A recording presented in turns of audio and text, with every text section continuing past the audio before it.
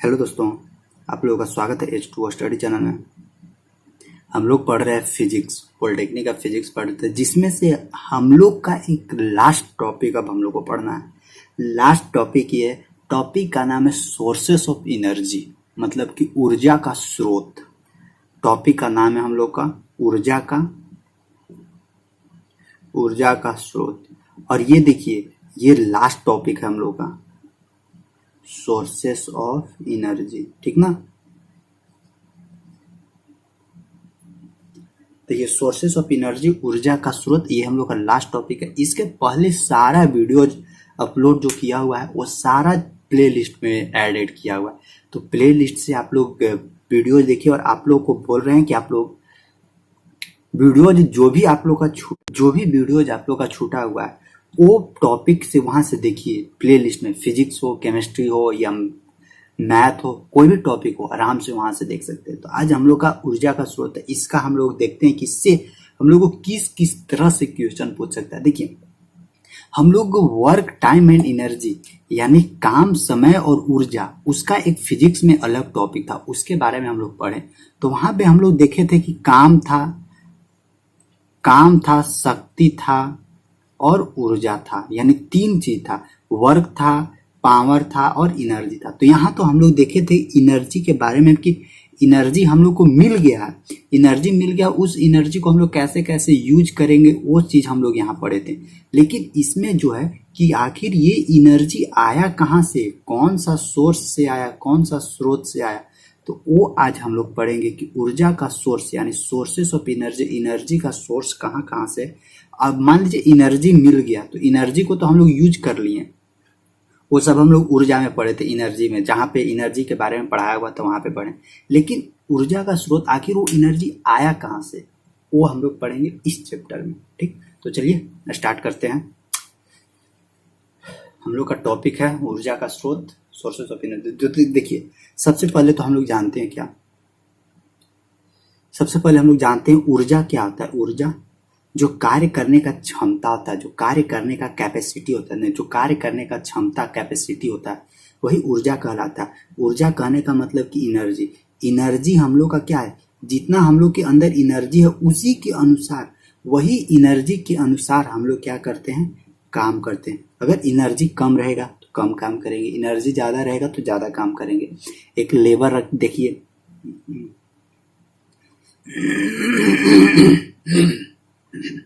एक लेबर देखिए जो कमजोर है, थोड़ा क्या है, लेबर कमजोर है तो थोड़ा कम काम करेगा। अगर लेबर थोड़ा हिस्ट पुष्ट है, पूरा मतलब हेल्दी है, तो वो क्या करेगा, ज्यादा काम करेगा। तो ये जो काम करने का जो कैपेसिटी, ये किस पे डिपेंड है, एनर्जी पे डिपेंड है। कार्य करने का जो कैपेसिटी हो किस पे डिपेंड है, एनर्जी ज्यादा है तो ज्यादा काम होगा, एनर्जी कम है तो कम काम होगा।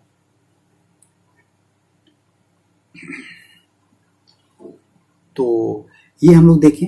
अब यहाँ पे भी देखिए, अब एनर्जी भी डिफरेंट फॉर्म का होता है। अब एनर्जी भी क्या, डिफरेंट फॉर्म का होता है। यहाँ पे भी देखिए, एनर्जी डिफरेंट फॉर्म का कैसे कैसे हो सकता है। एनर्जी हम लोग कहाँ कहाँ से ले सकते हैं। जैसे अगर एनर्जी की बात करते हैं तो एक हम लोग पढ़े थे उस समय, एक मैकेनिकल एनर्जी पढ़े थे। मैकेनिकल एनर्जी मतलब कि यांत्रिक ऊर्जा। देखिए, यांत्रिक ऊर्जा में दो पार्ट था हम लोग को, एक पोटेंशियल एनर्जी था, पोटेंशियल मतलब कि स्थितिज ऊर्जा था, और एक क्या था हम लोग को, काइनेटिक एनर्जी मतलब क्या था, गतिज ऊर्जा। तो ये सब देखिए, अभी ऊर्जा का टाइप देख रहे हैं। मैकेनिकल एनर्जी में क्या था, पोटेंशियल एनर्जी था, फिर काइनेटिक एनर्जी था। और हम लोग को क्या हो सकता है, एनर्जी का टाइप क्या हो सकता है, केमिकल एनर्जी भी हो सकता है, रासायनिक एनर्जी भी, जहां से हम लोग जो भी केमिकल एनर्जी मतलब क्या कि केमिकल एनर्जी में भी बहुत तरह का एनर्जी होगा। कोई टॉनिक लेकर एनर्जी बढ़ाते हैं, अपना शरीर का एनर्जी कोई बढ़ाते हैं। फिर क्या, कहाँ से और एनर्जी आ सकता है, उष्मा एनर्जी हो सकता है, हीट एनर्जी हो सकता है, लाइट एनर्जी हो सकता है, इलेक्ट्रिक एनर्जी हो सकता है, न्यूक्लियर एनर्जी हो सकता है। ये सब क्या है, ये सब एनर्जी है, लेकिन ये सब का सोर्स कहाँ है उसको हमको पकड़ना है। तो ऊर्जा का सोर्स कहाँ है, तो अच्छा, सबसे पहले यहाँ से एक चीज और हम लोग पकड़ते हैं, एक चीज और थोड़ा सा देखते हैं। देखिए, एक एनर्जी, जो भी यहाँ पे एनर्जी होता है, उस एनर्जी को तो हम लोग यूज कर देते हैं, तो एनर्जी को यूज कर देते हैं। तो हम लोग क्या करते हैं, यूज करने का मतलब कि आखिर एनर्जी का यहाँ से यूज किए तो वो एनर्जी खत्म हो गया, नहीं। हम लोग क्या करते हैं, जो भी एनर्जी रहता है उस एनर्जी को खत्म नहीं करते हैं, उस एनर्जी को हम लोग क्या करते हैं, ट्रांसफर करते हैं, वन फॉर्म से अनदर फॉर्म में हम लोग ट्रांसफर करते हैं। तो यहाँ से एनर्जी का कंजर्वेशन क्या बोलता है, law of conservation of energy, कि न तो एनर्जी को हम लोग बना सकते हैं और न उसको खत्म कर सकते हैं, सिर्फ और सिर्फ हम लोग उसको क्या कर सकते हैं, वन फॉर्म से दूसरा फॉर्म में ट्रांसफर कर सकते हैं। इसके अलावा हम लोग और कुछ नहीं कर सकते। तो भाई साहब, अगर एक फॉर्म से दूसरे फॉर्म में ट्रांसफर कर दे रहे हैं तो एनर्जी खत्म कैसे हो रहा है, तो देखिए खत्म नहीं हो रहा है। मान लीजिए आप यहाँ गैस जला रहे थे, तो गैस को वन फॉर्म से दूसरा फॉर्म में आप ले आए, ये जो भी गैस था, यहाँ जो भी एलपीजी था, उस एलपीजी गैस को वन फॉर्म से दूसरा फॉर्म में ले आए, यानी ये एलपीजी लिक्विफाइड पेट्रोलियम गैस, यानी लिक्विफाइड में, लिक्विड में था, तो उसको दूसरा फॉर्म में लेकर हीट भी ले लिए, इससे प्रकाश भी ले लिए। और अगर फिर सोचिएगा तो जो इधर लिए हीट लिए, इससे लाइट लिए, इससे कुछ इससे कार्बन का भी पदार्थ लिए, कार्बन का मटेरियल लिए, तो ये सब एनर्जी को फिर से सोचिएगा कि स्टोर करके फिर हम एलपीजी में चेंज कर दें, तो थोड़ा मुश्किल है, थोड़ा नहीं बहुत ज़्यादा मुश्किल है। इसीलिए ये हम लोग क्या करता है, ये लाइट एनर्जी में इधर खत्म हो गया, लाइट एनर्जी में फिर ये आगे जाके खत्म होगा, फिर ये इधर हीट एनर्जी में आ गया, फिर इधर जैसे हीट हुआ तो इधर फिर हम लोग बर्तन गर्म कर लिए, बर्तन गर्म किए, फिर उधर खाना बनाया, फिर ऐसे एनर्जी का क्या होगा, एक से दूसरे से ट्रांसफर होते गया। तो यहाँ से एक चीज ध्यान रखिएगा कि एनर्जी को हम लोग खत्म नहीं करते, एनर्जी को क्या करते हैं हम लोग, वन फॉर्म से दूसरे फॉर्म में क्या कर देते हैं, उसको ट्रांसफर कर देते हैं, समझे।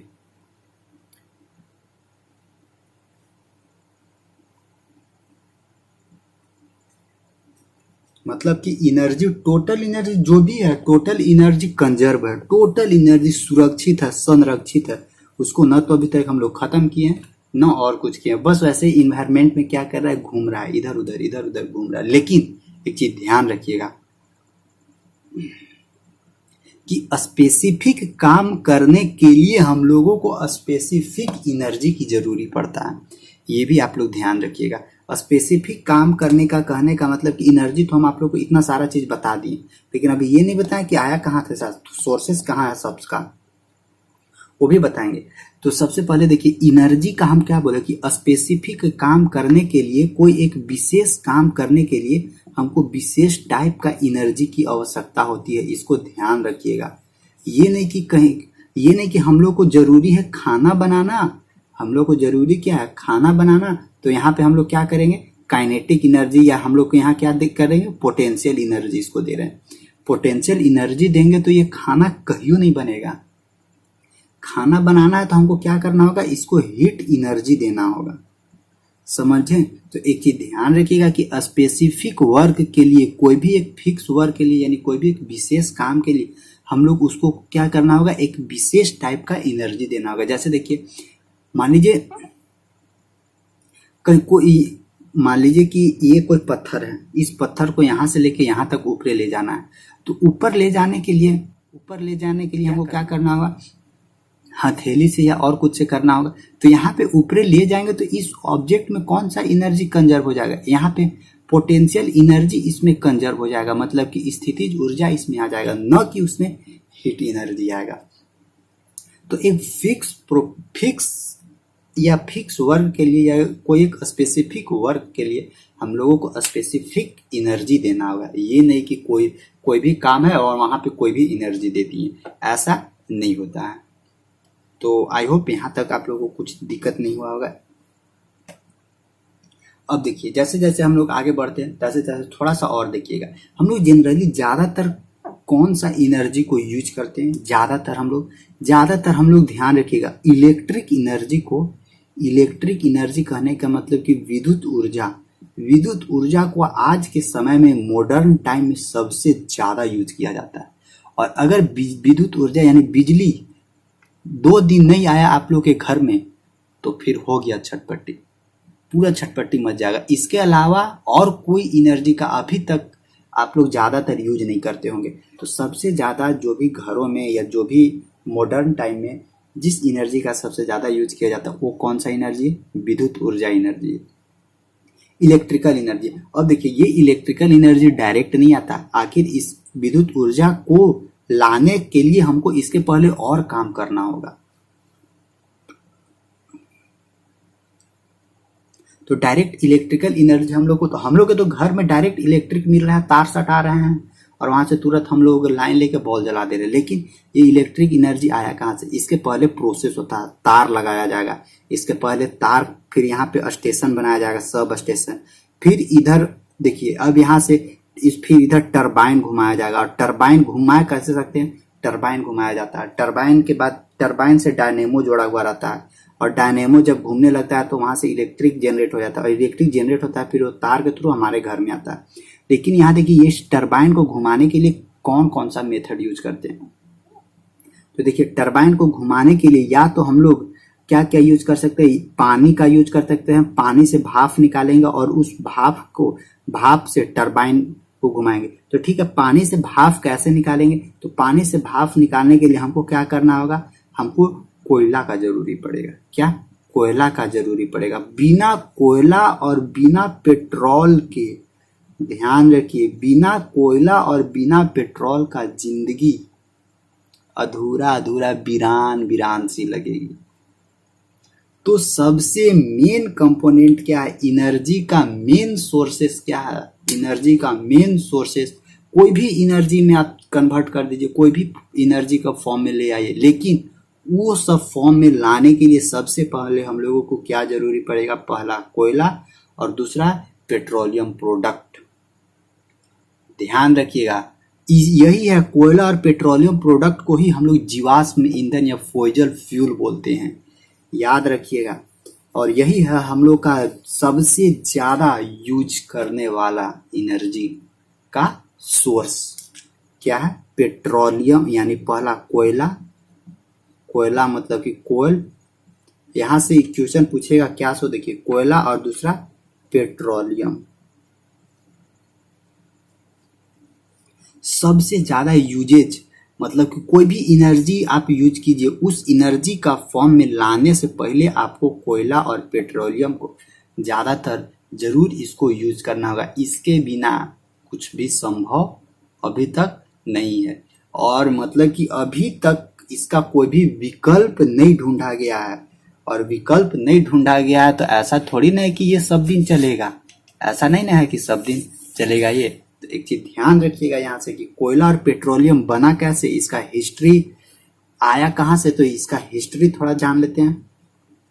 देखिए हजारों लाखों साल पहले पृथ्वी पर या इस धरती पर क्या आया होगा? भूकंप आया होगा, पूरा भूकंप आया होगा, पूरा तहस नहस हो गया होगा। और उस पृथ्वी पर तो बहुत सारे जीव जंतु भी रहते होंगे, जीव रहते होंगे, पशु पक्षी रहते होंगे, पता नहीं मानव रहते होंगे या नहीं रहते होंगे, आदि मानव रहते होंगे, वन मानुष रहते होंगे, बहुत सारा जानवर रहते होंगे, बहुत सारा पेड़ पौधा होगा। ये सब जितना भी रहते थे पृथ्वी के ऊपर, ये जब अचानक से भूकंप ये सब आया तो ये सब क्या हो गया? आराम से नीचे जाके समाहित हो गया। नीचे आराम से भूकंप आएगा तो पूरा उथल पुथल मच जाएगा, जितना जीव जंतु है, जितना हम लोग है, सब नीचे जाके धरती से दब जाएंगे, मर जाएंगे, केचा जाएंगे, पूरा मतलब कि यहाँ दब जाएंगे। ठीक, और ऊपर से क्या आ गया? हजारों लाखों साल बीतते गया, लेयर दर लेयर, लेयर दर लेयर, परत दर परत, माटी का परत ऐसे भरते गया, माटी का परत भरते गया। तो ये सब क्या आ गया? ये सब नीचे आ गए, जीव जंतु पशु पक्षी पेड़ पौधा जितना भी सब नीचे आ गए। अब देखिए लेयर लेयर ऐसे बढ़ रहा है, इसको न हवा मिल रहा है न पानी मिल रहा है, कुछ तो इसको मिल ही नहीं रहा। पानी मिलता होगा लेकिन न तो हवा न ऑक्सीजन, कुछ इसको मिल नहीं रहा है, न कुछ इसको अपघटित होने के लिए कुछ सड़ रहा है, गल रहा है, वहीं पे सड़ गल रहा है। ऑक्सीजन मिल ही नहीं रहा है तो कुछ क्या होगा? तो पूरा सड़ते गलते प्लस में ऊपर से क्या है? ऊपर से प्रेशर, ऊपर से दाब, मिट्टी का दाब, प्लस में अगर प्रेशर बढ़ेगा तो इसमें क्या होगा? टेम्परेचर भी आएगा, एकदम मतलब कि हीट जनरेट होगा। दबाएगा ऊपर से तो पूरा इसके अंदर हीट, प्लस में पृथ्वी भी क्या है? नीचे से भी पूरा गर्म है, पृथ्वी भी क्या है? गर्म है। तो ये भी कुछ ना कुछ हीट जनरेट करेगा, जिसके चलते ये यहाँ जितना भी पेड़ पौधा जीव जंतु जितना पूरा सड़ने गलने लगा, उसको हीट मिला, हीट होते होते वो पूरा क्या हो गया? करिया हो गया, एकदम करिया। और वही क्या है, वही जो बहुत लाखों समय, लाखों करोड़ों साल पहले जो पृथ्वी के नीचे दबा हुआ है, पृथ्वी के ऊपर से जो मिट्टी उट्टी से दबा हुआ है, वही सब प्रोडक्ट, वही सब पदार्थ, यानी ये सब जो था यहाँ से वही सब चेंज होगा किस चीज में, कोयला और पेट्रोलियम में कन्वर्ट हो गया। अब देखिए कोयला देखिएगा कि काला होता है, काला काला कैसे हुआ, ना यहाँ कुछ हवा बयार कुछ लगी नहीं रहा। जैसे देखिए आप लोग अगर ईंधन जलाते होंगे तो लकड़ी जलाते होंगे, गोबर जलाते होंगे, उसको अगर बर्तन ऐसे चढ़ाते होंगे, बर्तन चढ़ाते होंगे यहाँ पे, तो नीचे से क्या करते होंगे, गोईठा जलाते होंगे, गोईठा जो ये होता है ना गोबर का गोईठा, वो जलाते होंगे, तो देखते होंगे कि गोईठा पूरा नहीं जलता है, तो ये बर्तन क्या हो जाता है, काला हो जाता है। क्यों काला हो जाता है, क्योंकि उसको अच्छे से ऑक्सीजन, पूरा अच्छे से ऑक्सीजन पूर्ति नहीं हुआ, और ये जो यहाँ से गोईठा था, कार्बन का मटेरियल था, वो अच्छे से जला नहीं, जिसके चलते कार्बन का कार्बन का पार्टिकल जिसके किनारे किनारे लाके चिपक गया। सेम उसी तरह यहाँ भी होता है, वैसे ही हुआ, यहाँ पे ऑक्सीजन कुछ मिला नहीं, पूरा कार्बन करिया ये हो गया, और करिया हो गया कोयला टाइप का, करिया टाइप का बन गया, और वही है कोयला। और उसी तरह पेट्रोलियम भी हुआ। पेट्रोलियम में क्या हुआ कि ये समुद्र के नीचे एक होता है चट्टान, औसादी नामक चट्टान एक होता है, वहां पे जाके सब ये जितना भी था जीव जंतु, जितना नदी समुद्र में जितना सड़ा गला, धीरे धीरे टप टप करके पेट्रोलियम प्रोडक्ट वहां पे जाके इधर जाके क्या हो गया, स्टोर हो गया। तो यही है, थोड़ा सा इसका हिस्ट्री आप लोगों को बताएं, ज्यादा तो नहीं बता पाए, लेकिन इतना ही आप लोग के लिए काफी है, क्योंकि इसका देखिए बहुत बड़ा हिस्ट्री है, और मतलब कि पूरा इसके ऊपर एक कहानी और स्टोरी बन जाएगा, लेकिन उतना अभी आप लोगों को जरूरी नहीं, जो मेन चीज है वही बताना है। तो यहाँ से देखिए कोयला और पेट्रोलियम, देखिए अब कोयला और पेट्रोलियम तब हम लोग को मिल गया। अब ये हम लोग का क्या था, ऊर्जा का सोर्स था। और ध्यान रखिएगा ये कोयल और पेट्रोलियम, COAL, कोयल और पेट्रोलियम, PETROLEUM, ये दोनों ध्यान रखिएगा, ये दोनों क्या है, जीवाश्म ईंधन है। जीवाश्म ईंधन क्यों इसको बोलते हैं, देखिए क्योंकि ये जीवों के सड़ने गलने से बना हुआ है, इसीलिए इसको जीवाश्म ईंधन हिंदी में बोलते हैं। इंग्लिश में इसको क्या बोलते हैं, FOSSIL फोइजर, FUELS फोइजर फ्यूल्स बोलते हैं। तो यहाँ से याद रखिएगा कि कोयला और पेट्रोलियम क्या है, कोयला और पेट्रोलियम जीवाश्म ईंधन का स्रोत है, और इसके बिना अभी जिंदगी जीना थोड़ा मुश्किल है, समझे। और देखिए अब तो ये कोयला और पेट्रोलियम, एक चीज ये भी ध्यान रखिएगा, कोयला और पेट्रोलियम जो एनर्जी है ये लिमिट है, ऐसा नहीं है कि ये सब दिन,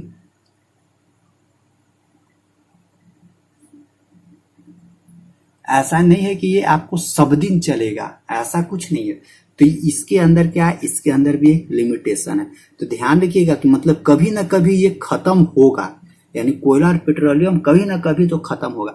और एक चीज ये भी ध्यान रखिएगा कि जब ये खत्म हो जाएगा तो फिर कोयला और पेट्रोलियम बनना, कोयला और पेट्रोल बनना बहुत मुश्किल है, क्योंकि ये तो पहले से भी लाखों करोड़ों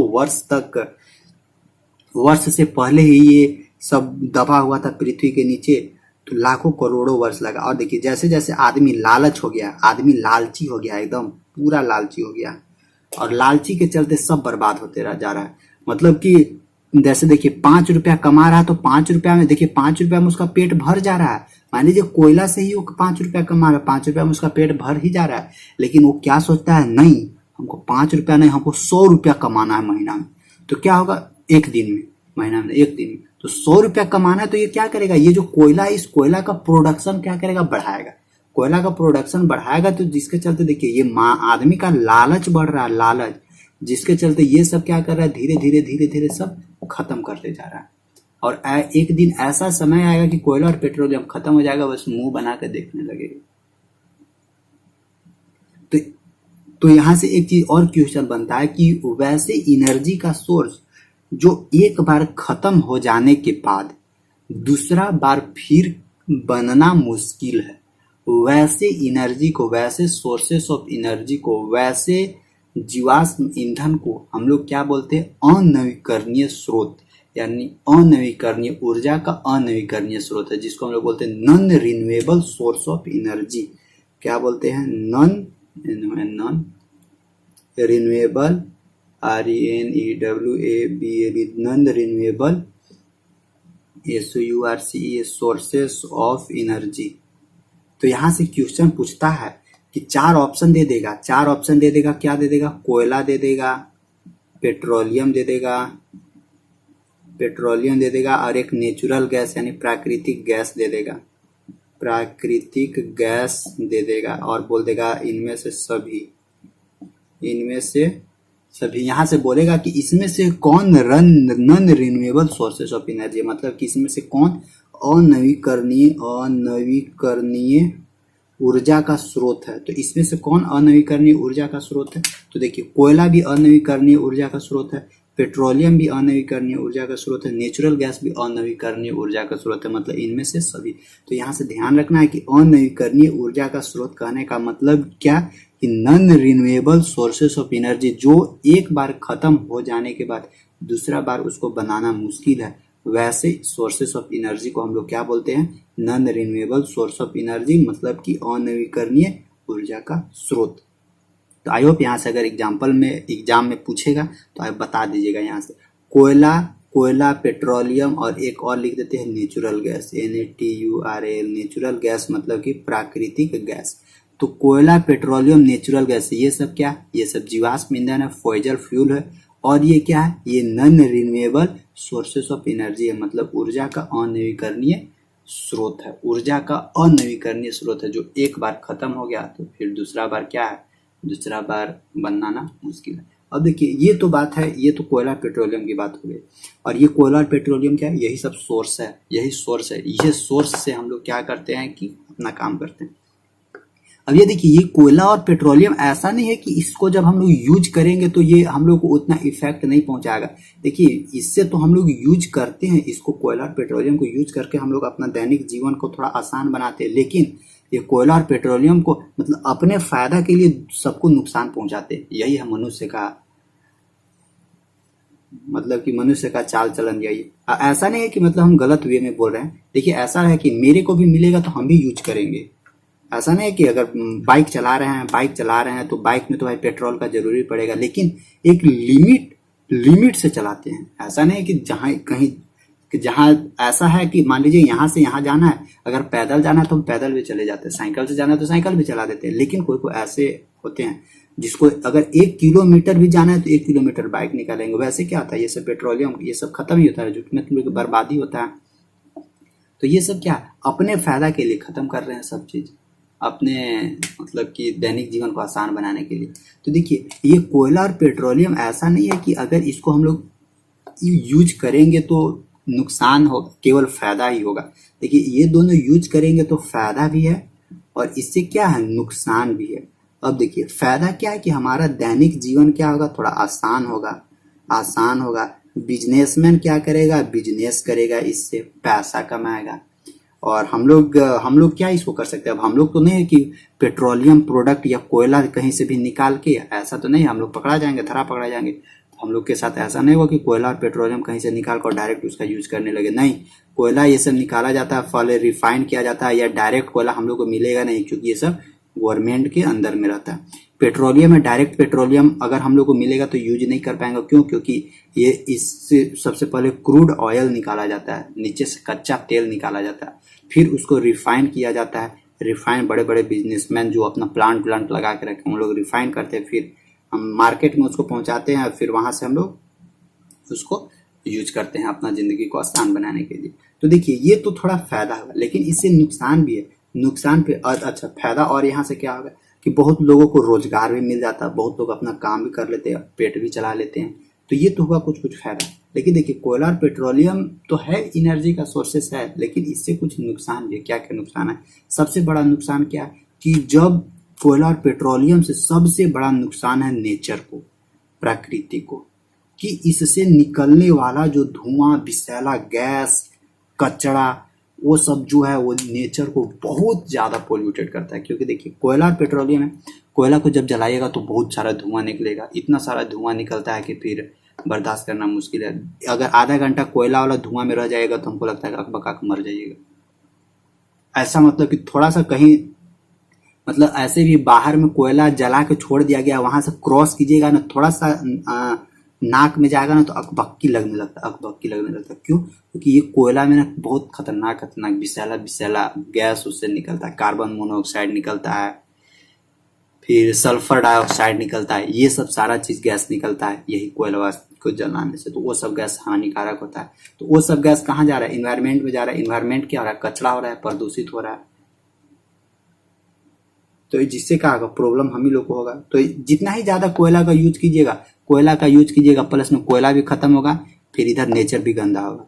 मानते हैं कि अपना दैनिक जीवन में यूज करने के लिए इसको हम लोग, दैनिक जीवन को आसान बनाने के लिए इसको हम लोग यूज कर रहे हैं, लेकिन इधर भी देखिए नुकसान भी हो रहा है।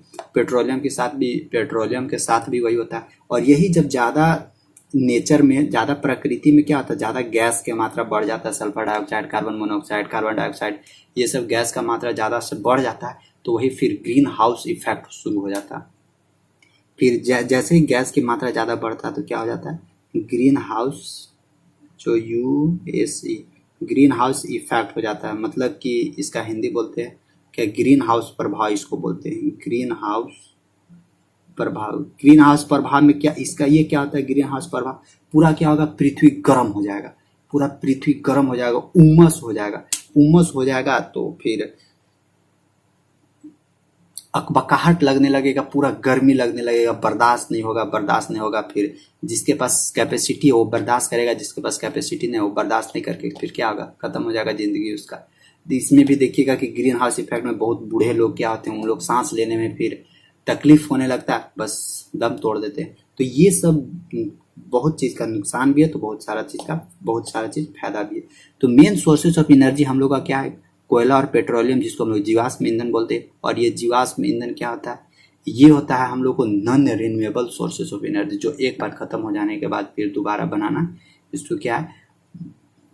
बहुत मुश्किल होता है। पेट्रोल क्या होता है? पेट्रोल कौन सा चट्टान में पाया जाता है? कोयला और पेट्रोल। तो ये सब जनरली सेडिमेंट्स रॉक में पाया जाता है। सेडिमेंट रॉक मतलब अवसादी चट्टान जिसको बोलते हैं, वहां पे ये जनरली पाया जाता है। तो अभी तक इतना ही इसमें रखना है।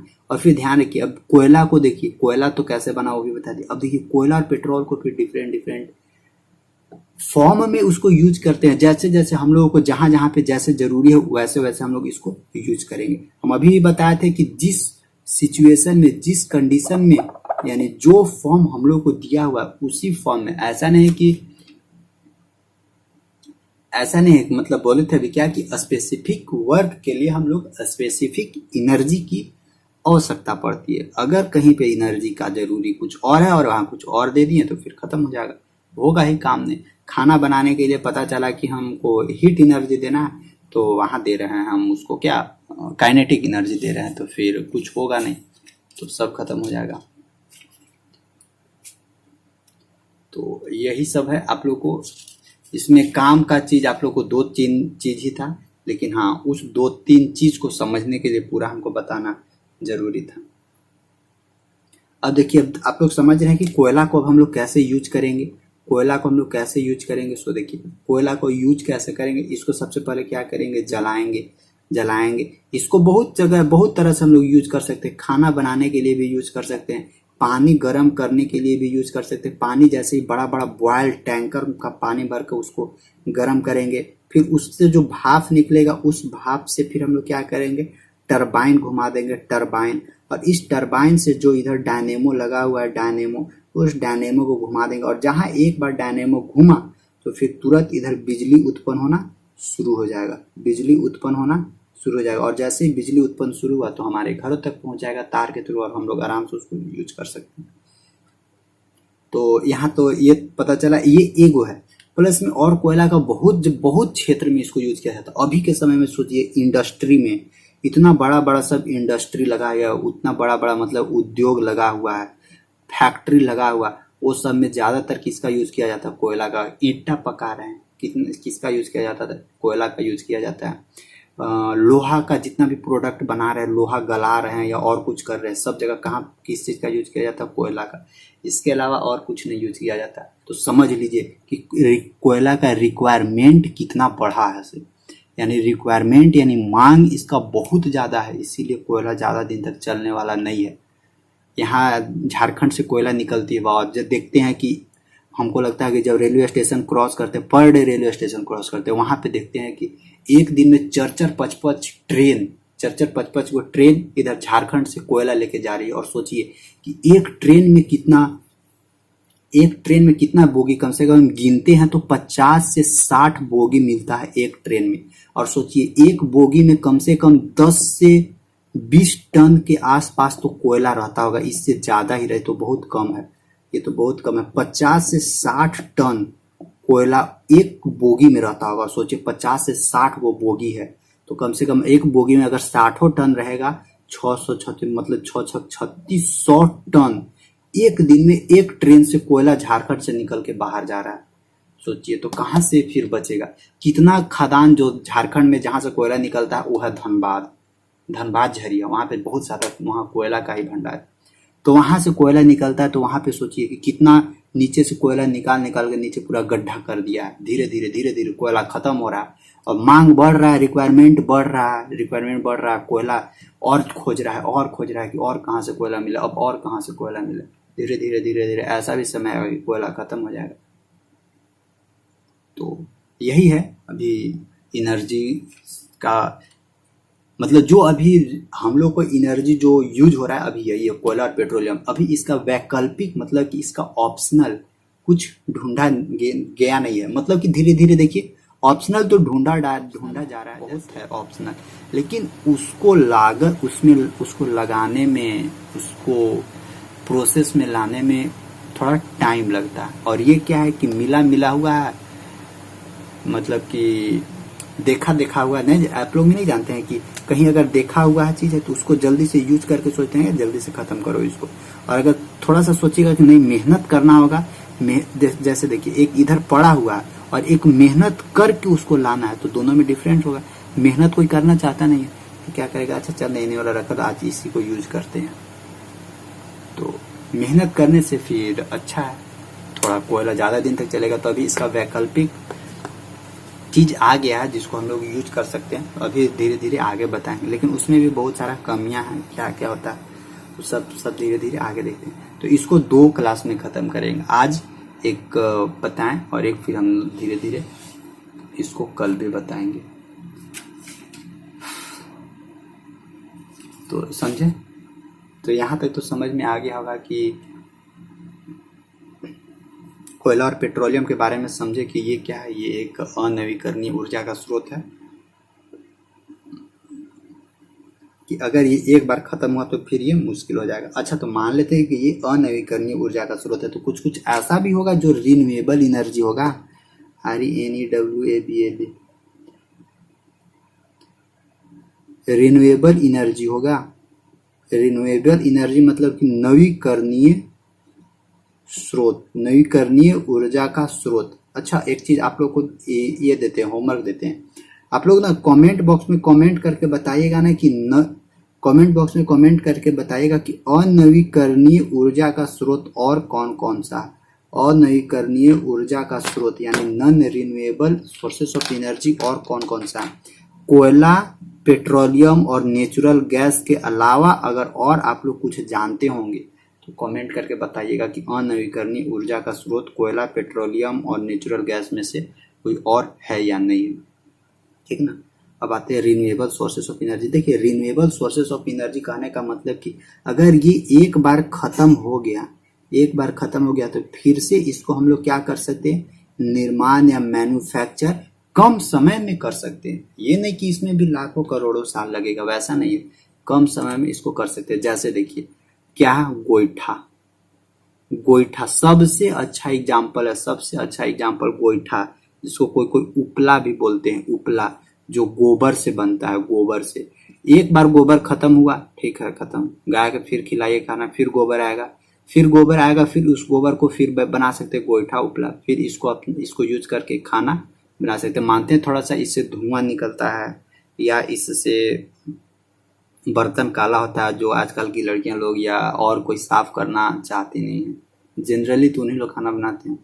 तो सबको अब गैस का जरूरी हो गया, LPG। तो एक ही चीज बता रहे हैं, हम तो शुरू में बोले थे कि अपने फायदा के लिए नेचर को क्या कर रहे हैं हम लोग, नुकसान पहुंचा रहे हैं, लेकिन समझे कौन।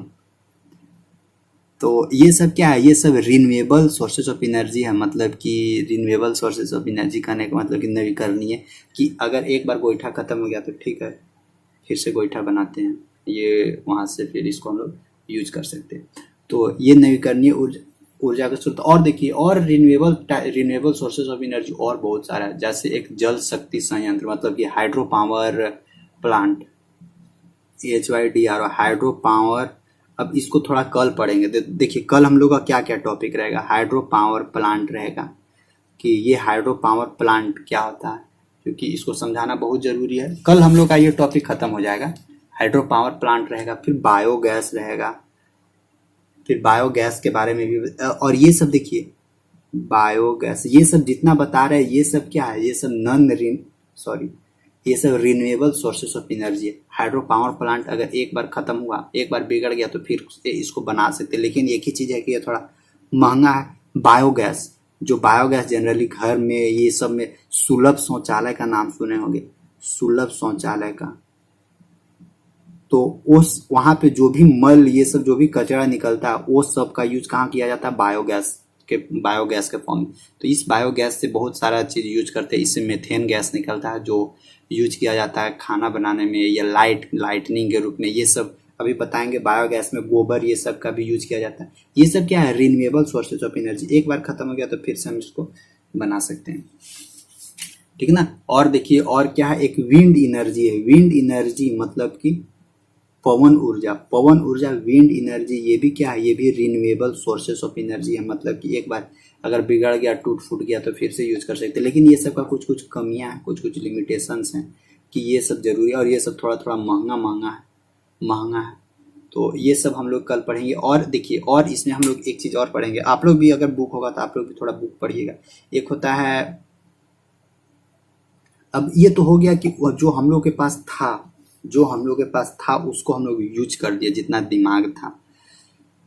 उधर non renewable sources of energy था, और इधर क्या है, रिन्यूएबल सोर्सेस ऑफ एनर्जी। ये सब हम लोग एक बार खत्म होगा तो यूज कर देंगे। फिर क्या है कि आखिरकार कब तक ये सब करते रहेंगे, कुछ तो वैकल्पिक साधन हम लोग को ढूंढना होगा। तो एनर्जी का वैकल्पिक साधन एक क्या है,